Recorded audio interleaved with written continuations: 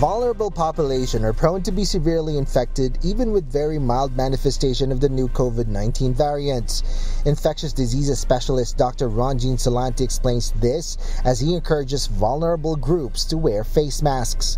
This is while a slight increase in COVID-19 cases were recorded in the country in the past few days.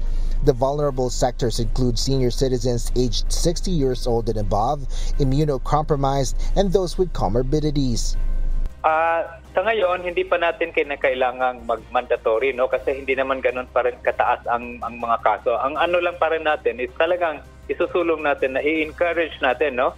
Ikayatin natin ang mga vulnerable population to wear the face mask, but not all population. So yung mga vulnerable population. The expert also emphasizes the need for the government to procure updated COVID-19 vaccines that can protect against several emerging variants. Dr. Salante, however, recommends the updated vaccines for the vulnerable groups.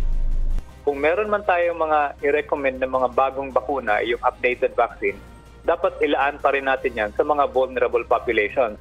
The Department of Health, on their part, assures the public that the increased COVID-19 cases is far from the alert threshold to be alarmed. Asher Kadapan Jr., UNTV News and Rescue. We serve the people, we give glory to God.